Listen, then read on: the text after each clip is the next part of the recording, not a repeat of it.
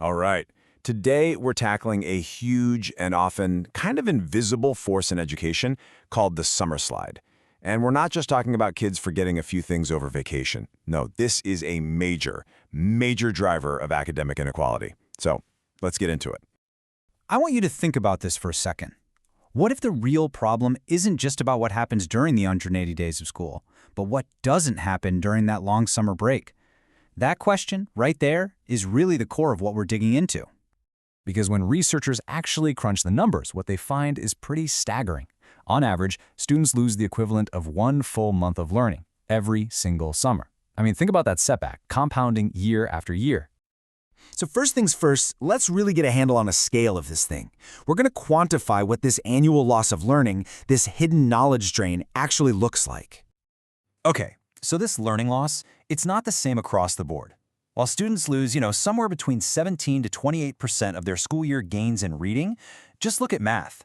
The drop-off there is even bigger, between 25 and 34%. So what's going on? Why is math hit so much harder? Well, it comes down to what researchers call the knowledge drain. Now, this isn't about kids getting less intelligent over the summer. Not at all. It's about the erosion of very specific procedural skills. Things like multiplication tables or the rules of phonics. These are classic use-it-or-lose-it skills that just get rusty without constant practice. And this, of course, has a massive knock-on effect that leads directly to something called the remediation trap. Every fall, teachers have to spend weeks, sometimes even a month or more, just reteaching things that were lost over the summer. This just slows down the whole curriculum, not just for the kids who slid, but for the entire class. But here's where we get to the real heart of the issue. The slide itself, it isn't the actual disease. It's a symptom of something much, much deeper. The real cause is a massive gap in opportunity. And I mean, just look at this. The divide it's stark. For some students, summer is just packed with enriching experiences, educational camps, family trips, tutoring that can actually speed up their learning. But for others, especially those from lower income families, summer can be a vacuum. You're talking about a lack of books, a lack of structured activities, even worries about consistent meals. And over time, the effect just snowballs. It's actually devastating. This landmark research from Johns Hopkins found that those little learning gaps that open up each summer, they just keep compounding. By the time students get to high school, those summer differences can explain more than half of the entire achievement gap. It's incredible. So, why? Why do we even have this long summer break that seems to create such an unequal system? Most of us probably heard the same story growing up, that it was for farming. But it turns out that's a complete myth. Yeah, you heard that right. Our school calendar has absolutely nothing to do with farming. In fact, back in the 19th century, rural schools were often open in the summer and closed in the spring and fall for planting and harvesting. The long summer break we have now is actually pushed for by wealthy city families who wanted to get out of the hot, crowded urban centers. So the calendar we all use today, it's basically a historical relic of class preference. Okay, so if the calendar itself is a big part of the problem, the obvious question is, why not just change it? And that brings us to our first potential solution, year-round schooling. So the idea here is pretty straightforward. You take the same 180 school days, but you spread them out more evenly across the year. So instead of one long summer break, you get several shorter breaks. The thinking is that these intersessions can then be used for targeted help and enrichment for students who need it, plus it could help reduce burnout for everybody.